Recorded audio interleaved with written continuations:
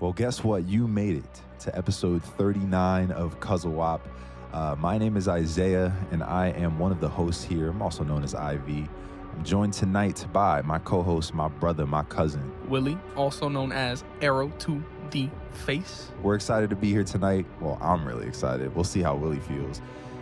This is one of those episodes where it wasn't on the docket. It wasn't already planned. Those who don't know, here at CUZZO-OP, we like to plan a good 2 months out at least to see down the pipe what's coming up, what events are coming out, what TV shows are ending, what games have we given enough time to breathe before we talk.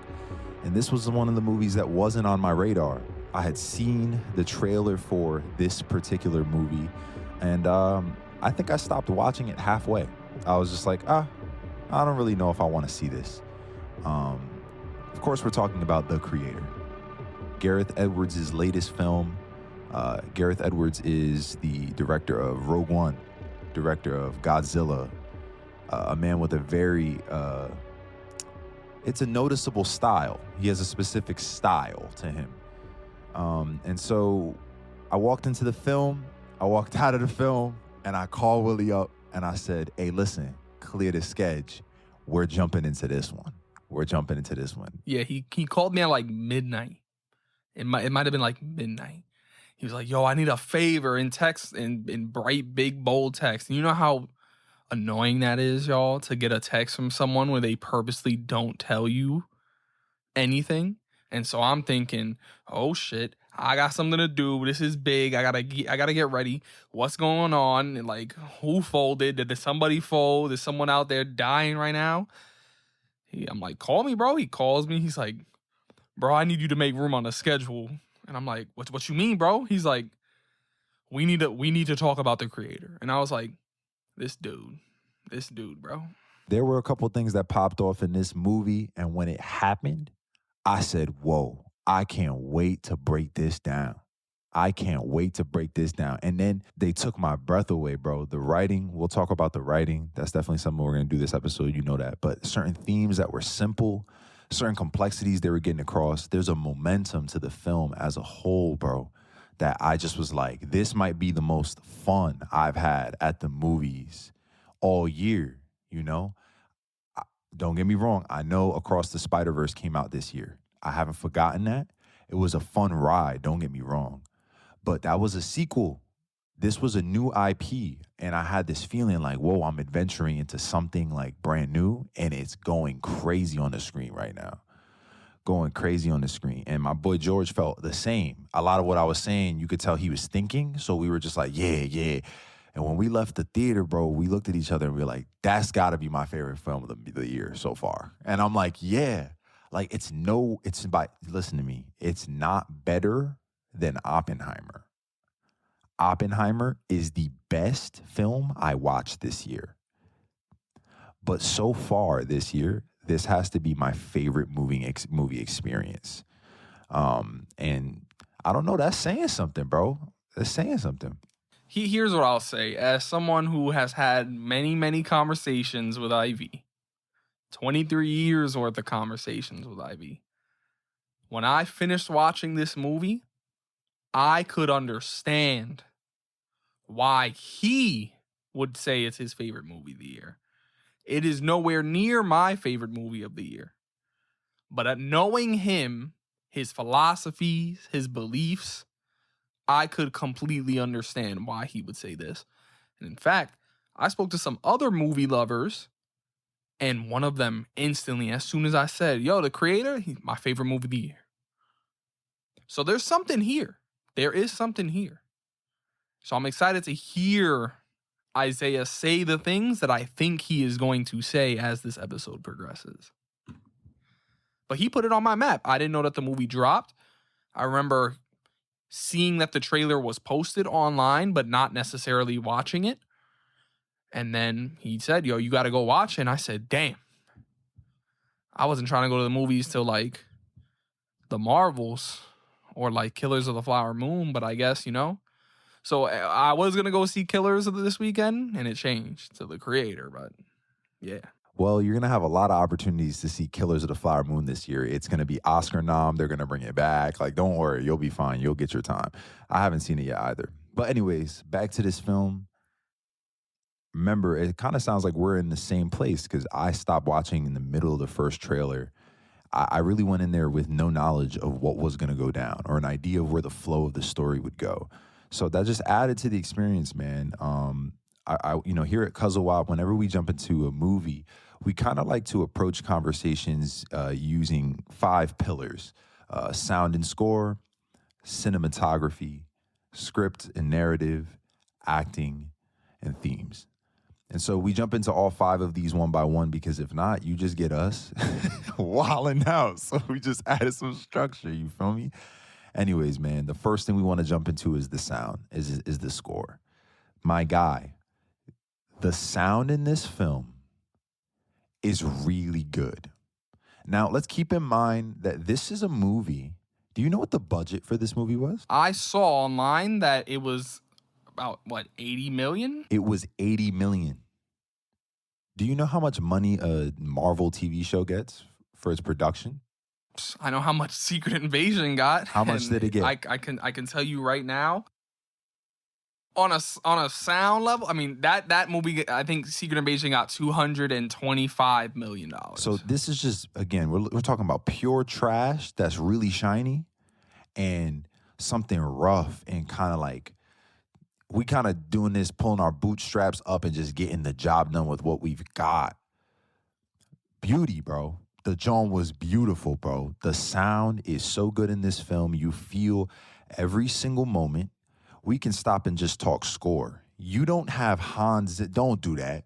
You can't do that. You can't have Gareth Edwards and Hans Zimmer working together on the same project, you know? And I'm thinking, like, are you Nolan? Like, not saying you making a movie that's on Nolan's level. We wild. I wasn't saying something like that. I'm just saying, are you Nolan?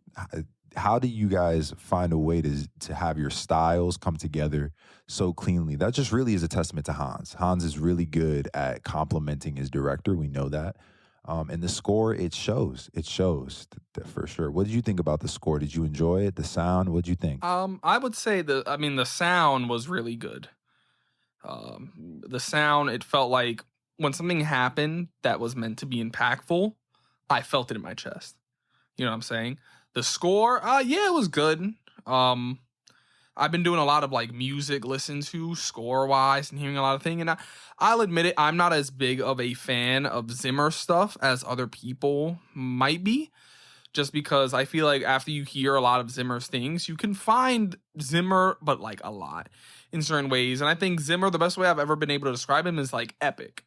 So when he does his smaller pieces, like some of the work he did on Interstellar, like the dun dun dun, like that whole cornfield music is beautiful. The music from like the Dark Knight trilogy, like the dun dun dun is cool, but it doesn't speak to me the way it speaks to other people.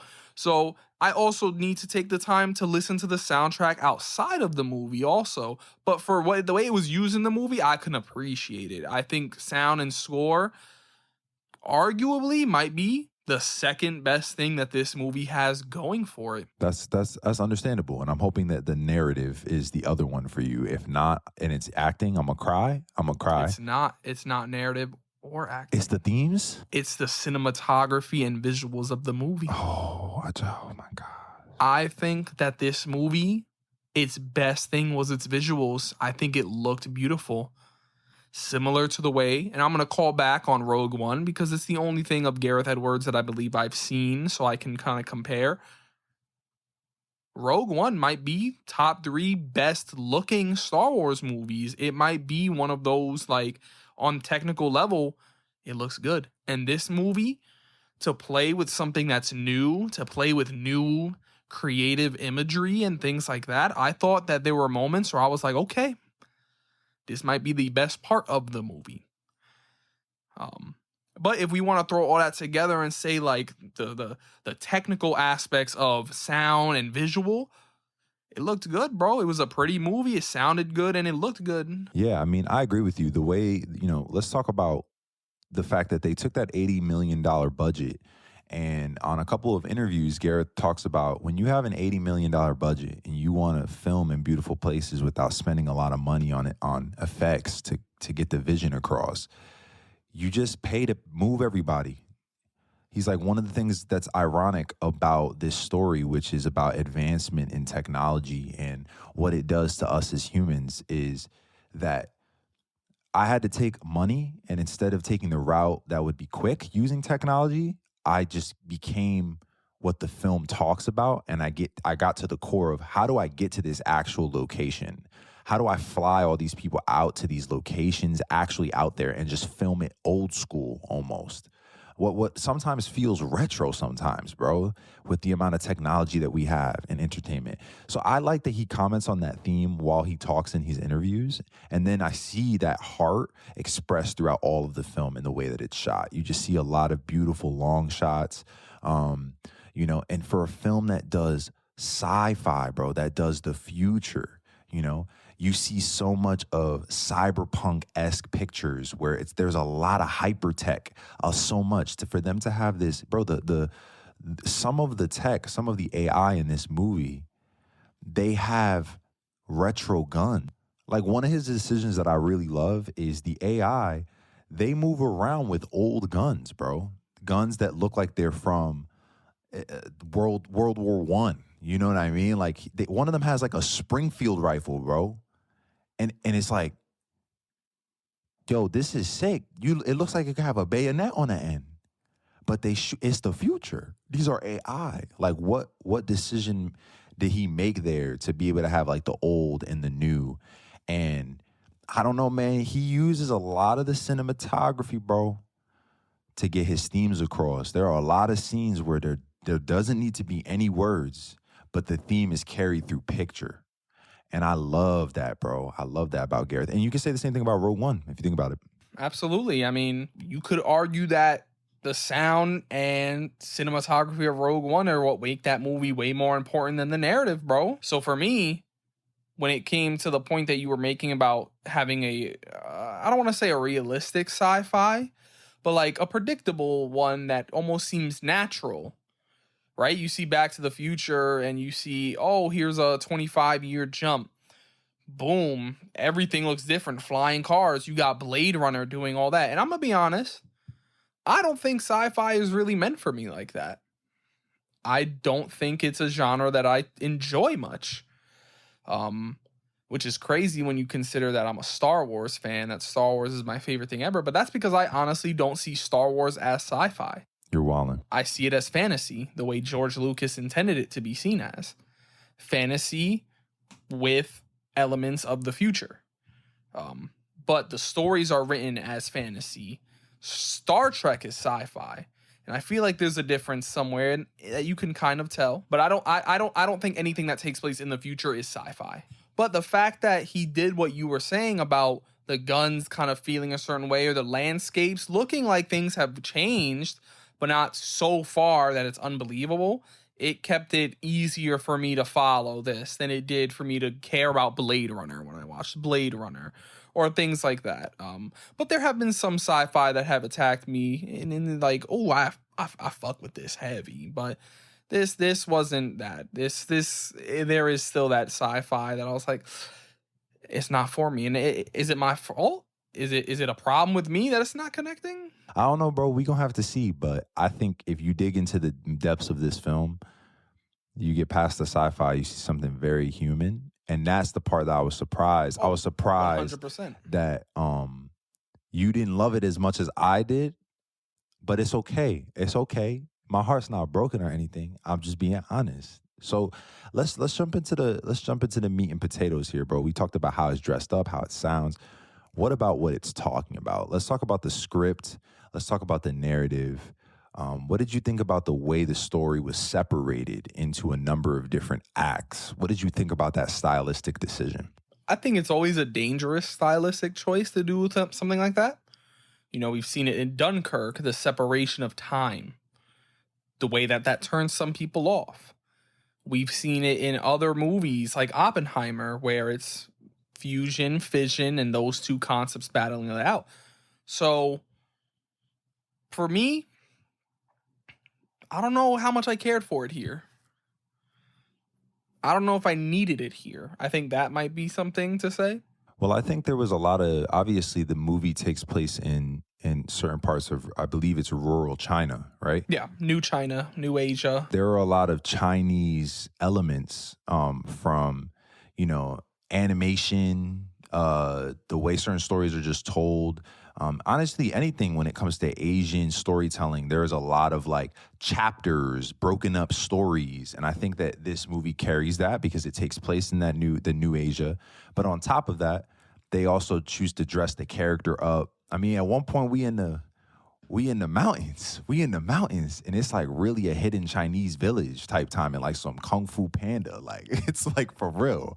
And seeing him walk around with the gi at one point, you know, or what looks like almost like a kimono jacket styled gi. And it's like torn down to look mad casual. I'm like, these decisions, it makes the movie so like cool. There's a cool factor to the film the whole time. I don't know how else to describe it. It's just very, very cool. And I think the story rides on that concept throughout the whole movie. It stays cool and clean and modern and sharp while also like just messing with my heart, bro. And every piece of the way they decided to show this character is unfolding and then coming together and rising above how he felt. It's amazing, bro. It has like coming of age energy. Coming of age energy. For what, bro? What? I got a question for you. Right? Because I understand the narrative. I think there's good stuff to be found in this movie. Do you believe that your love for this film, which obviously we're going to get more into as we talk narrative, comes from one of three places, right? The fact that you are a husband. The fact that you are a father. And the fact that you are heavily devoted to your Christian faith. Absolute. 100%. I think all three of those aspects and my knowledge of you play a role into why you love this film. And if you agree with me, please explain why. Yeah, I would say I do because you obviously have this guy who, you know, he fell in love behind enemy lines, bro. And he put a baby in Shorty and they were supposed to have a family, but he's a secret agent. And the concept of loss, feeling defeated when he doesn't have them, when he sees the very people he served kill her, is what he believes. That concept, you just know what it feels like to like feel like you've lost who's the most important to you. And then on top of that, a concept of the kid, him naturally just being a good father to the kid since the day he meets him, like the first moment you see them on cam together. Like they fight, but a couple minutes later, he's trying to protect this kid. And, you know, if you've seen the film, you know, the whole time you knew that was his kid. You knew it. If you really tapped in, you paying attention because it's almost like, why is your relationship so tight? Y'all just met 10 seconds ago. And it's because they told that story well. I connected with the heart in that. And then last but not least, bro, when you talk themes, that's later down, but we got to bring it in a little bit. Yo, bro, there's so many biblical allegories in this movie, both visually and actually in the writtens. Moments like the kid, she's walking around. The kid is walking around with other kids from the village, and they're telling the story of the Savior that's going to come, and the kid is the Savior. Like Jesus in the temple, hearing about his own coming from the scriptures. They're killing that theme. You're just there like, oh, shit. The end, Adam and Eve coming together in the garden, up in the space, it was just so cool, bro. They knew what they was doing. You could tell that they sat in a lab and they said, we want to take these important tropes and play it like some instruments, bro, and create something beautiful. And that's all what connected with me. As you're building upon these biblical ideas and themes and narrative are really going to be interlocked here. So you have to consider the idea of, and I'm also a Christian for listeners who are, you know, wondering, maybe you don't give a shit. But I'm not like on that level of depthness that I know that Ivy is. Like, I've not read the Bible front, back, and all that, and I haven't taken those notes, you know what I'm saying, bro? But neither have I. The concept of Alpha and Omega, right? That's a huge concept. He is the Alpha of all living things. The kid's name is Alpha. Alpha Omega, the beginning and the end. And that's what the kid represented. The kid represented a new age, right? Because she was the combination of AI, human. She's the first, ushering in like a new era to the world. She has the power to control all this stuff. She is literally the alpha. Not he chooses to call her that, but that is what she is. She controls all AI technology things.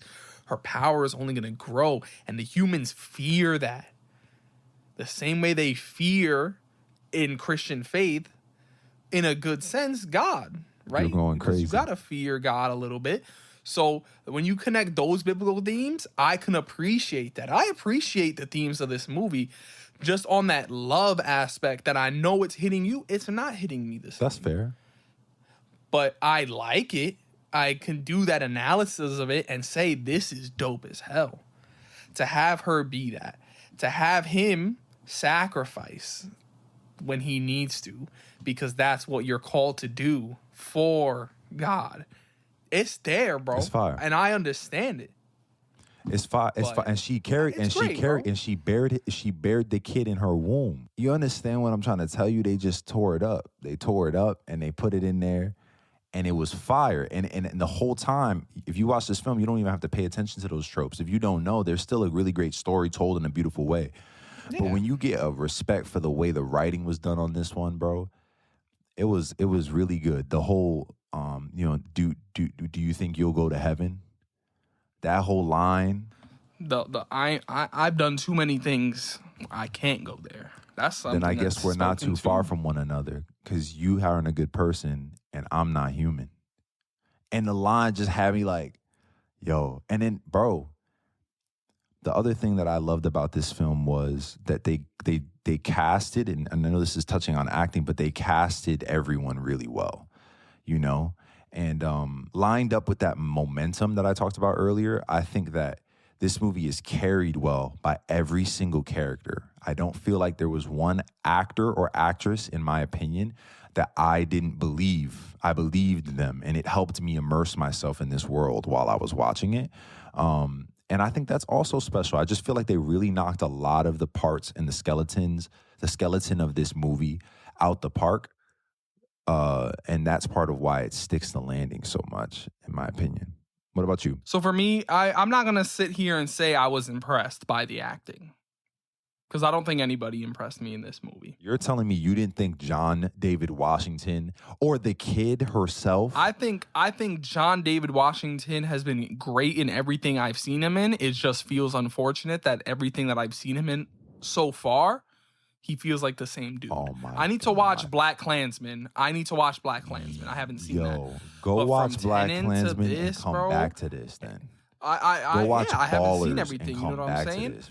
But it feels like I've seen this before from him, which is why I didn't feel crazy about it. You know what I mean? But then I also think that it plays a role into that whole father aspect, the idea that he's playing the role of a father. I don't understand that.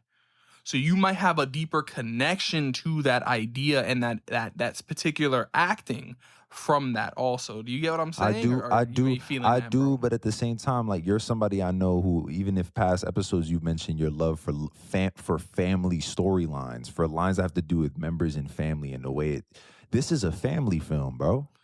And I think because I've seen it a lot of times, that compared to those, this doesn't stand out to me at all. Wow. You know, it doesn't. And it goes for the same for the idea of AI. Because I've appreciated stories about AI versus humanity a lot more in other places compared to this. I respect that. For me, bro, is I don't have a single other idea of AI that touched my heart the way that this depiction of AI was. The concept of humans that are defending the AI, saying that they have bigger hearts than the Americans on that one scene. That was the first scene that helped me see it all differently right from the beginning. It was like the idea that we've created a version of ourselves that's better than who we are now. That concept, better in every way. It's not just advancement in technology. They're saying they're better people. They're better humans than we are. That theme is asked throughout the whole movie, and the kid proves it. The kid proves it. And I look and I think every place where us as the viewers are led down a path to maybe consider that maybe America's right and that AI are bad, they slowly peel each of those layers off, all for the ending to be, hey, did you even know that the reason why they hate us is because of human error? Because of us. That was great. I like Detroit Become Human more. Okay, that's fair. I haven't played that game fully. The connection of humanity and AI, I like it more in other areas. That's fair. That's fair. And that's the thing. We're all going to take something different. Because I know there are things that I take away from stuff that someone's like, how did you even get that? Couldn't tell you. It's just, I got it. I feel you. You know what I'm saying? So, but I could understand why. And I've had enough people tell me at this point, oh, my movie of the year, where I'm like, there's something there. Similar to last week, Killer V said it perfectly. He said, you gonna watch what you watch, I'm gonna watch what I watch, because we get different things from it. We get something from it. You gonna get something from this. I'm not telling you that this movie was buns. I can see it. But there's a difference between seeing and feeling, and I didn't feel that. No, you're not the only person I know that felt the same way. My brother-in-law, he seems like he felt the same way too. Shout outs to Evan. But listen, bro. Again, acting-wise, John David Washington, he's dope. I'm going to watch Black Klansman within the next week. Because I've been waiting. I've been holding it. You know, I've been holding it. Shout out, y'all. If you listened to last week's episode, go check out my letterbox. I finished up with my little Halloween marathon, and we moving forward right back into the regularly scheduled program. 1 movie a day, every day for the year, you know. Very exciting. But, just to say, I'm going to watch Black Klansman to see how he is. I feel you. I mean, bro, I just think Gareth really did something special here. His cinematography guy, his director of photography, whatever the role is, photographer, I don't even know, bro. They all killed it. They killed it. The movie has a special feeling to it that, not that like when I compare it to what I think is the best movie of the year so far, which is Oppenheimer. I just think that Oppenheimer is playing in the big leagues. It's like at the top of the charts, like Oscar nommed for sure, from an Oscar nom worthy guy. Not that Gareth isn't, but when you look at the impact Nolan has had. And yet, in every sport league where there's professionals like LeBron James, a LeBron James will watch a high school recruit or a new guy in college and say, that kid's got something special. And I think this movie is that kid. It has something special. You're seeing interviews from other directors that saw this film and are saying that this is inspiring, that this was one of the best films they've seen this year. And I'm like, bro, that's tough, you know, because they really are putting a middle finger up to the way Hollywood works right now with this film too, using a budget that small to do something so mighty. Another movie that did that this year was actually the movie we talked about last episode. The A24 film, Talk to Me, another low budget film that was doing beauty. Looking at my letterbox list currently, I have a little movies that I preferred of the year section. 2023, I've seen 18 movies that have released this year. The Creator's at a cool number 9, you know? It might drop down. I'm looking at the list and there's little things, but like Talk to Me, Barbie, John Wick 4 even, like those are movies that I'm like, okay, they handled like a great mix of stuff, but I could see this being the leaping point for Gareth Edwards. Rogue One was his time to just take a look at some things and say, all right, I'm handling IP, but I'm going to give credit where credit is due every time. The same way I spoke about Talk to Me last week, that original IP will always gain credit from me when it's successfully done. Even though I think that there are a lot of things, especially script-wise, that need to be fixed around, because the script, I feel like, was the weakest part of the movie. This is his point to say, but I could do it. Because if this is Gareth Edwards with handling some weak stuff, if he's still going to just progress further on, I'm excited to see the future of him. I think you're high-key disrespectful calling it weak stuff. I just the script was weak, but that's not on him. You know what I'm saying? You're bugging out, bro. The script, the words coming out of their mouths felt weak. Sometimes, though, the way they were delivered felt No. weak from different people. Yes. No. Yes, it did, No. bro. It does. No. And it's a lot of people that agree with me on that category No. too, dude. I just feel like it's okay. I feel like that the pinpoints was there, bro. The meaning behind the words No. is fire, but the words itself.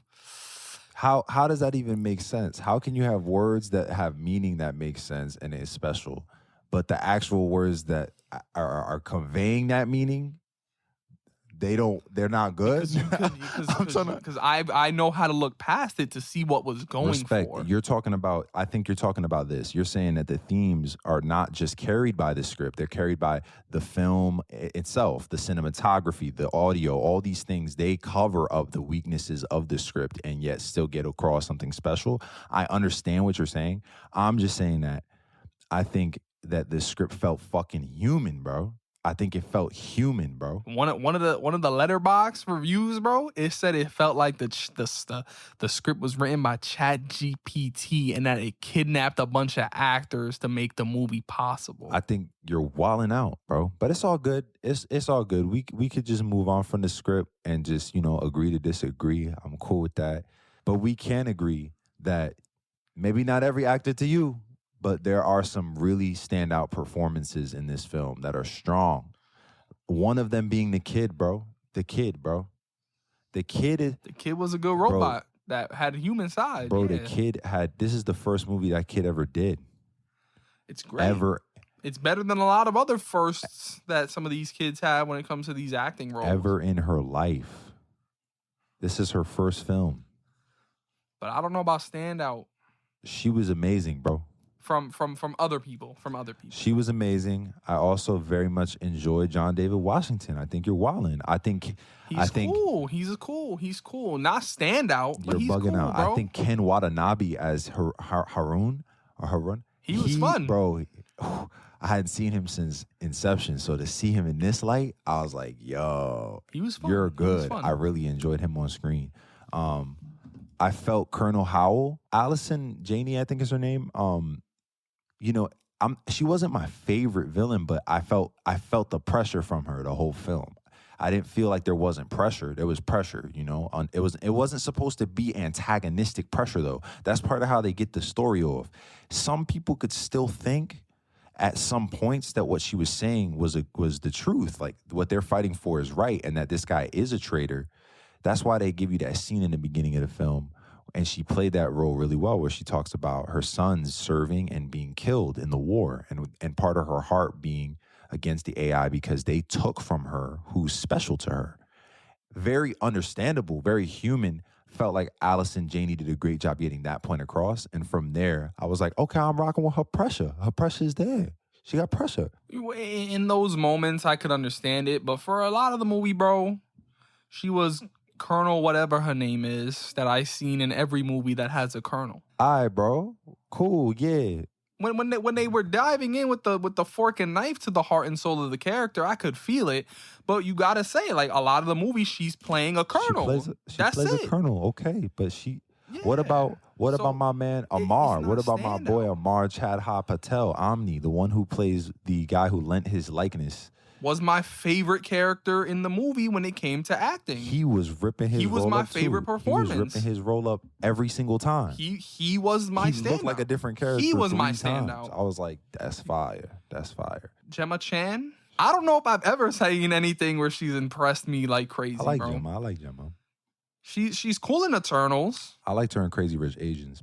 She was nobody in Captain Marvel, being real, but in Eternals, she was okay as a Cersei, whatever her name is.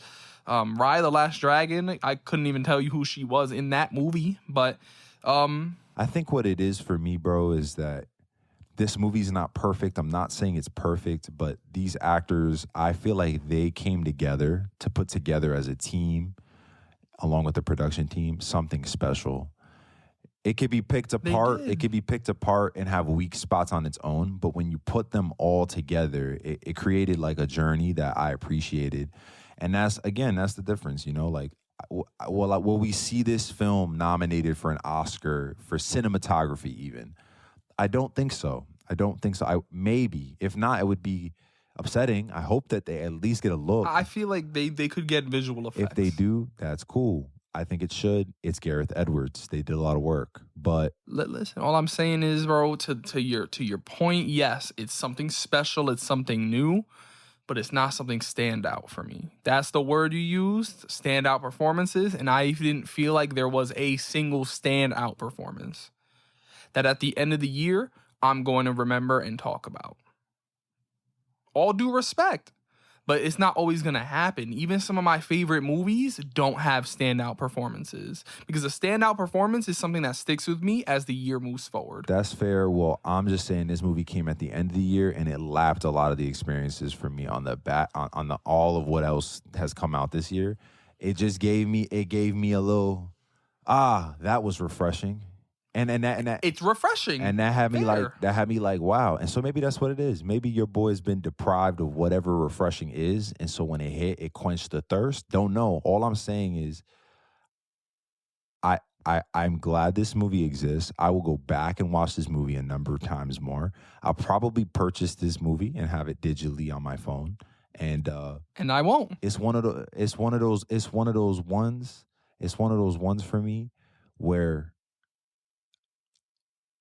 I don't know. I guess I just walked away and I was like, and I thought the action in this film was actually pretty good too, bro. We never even talked about that. I thought the action was pretty good in this movie. Yeah, I like the big booms. One of my like memorable moments was, I think they were in that little village, and they have those like little suicide bots, and the little one was like, "Bye, ding ding ding," like that. One of those moments I liked.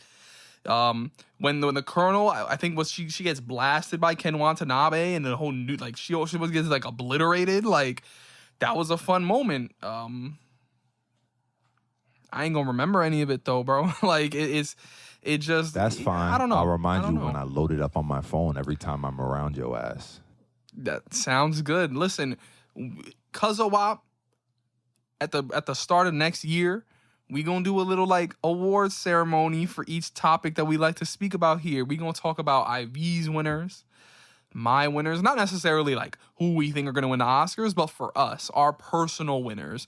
And I'm excited to hear how this plays out as we get into those episodes in January of 2024, bro. I'm excited. I am excited. Looking forward to new IPs and new stories that are coming out for the end of the year here for the next 2 months. Killers of the Flower Moon. We've got Rebel Moon. You've got a couple moons. You feel me? A bunch of different pieces of content that we'll continue to dive into. And you know, as you talk about new IPs, I think if there's one thing that this movie has done successful, it's show that new IPs are still possible. You're never going to have a new IP without taking inspiration from old ones, and let's make that very clear. Like, people are going to come out here and they're going to claim that this is just a ripoff of something else. They're going to claim that this movie, and I've seen this claim, that this movie is just a realistic future version of Avatar, the Blue People. I like this shit more than both of them movies. There's a difference between leaning into what was to be able to make what could be. It's like it just homaging and taking what you've seen previously and doing it in a new way. This movie just leans on what already is to journey to a new place. And you can tell when an IP really is about that life. When it's like you're actually trying to innovate while paying homage. That's fire, you know? And I think that you can't help but pay homage subconsciously as a director these days because there's been so many storylines discovered already. Someone somewhere has already done something like it.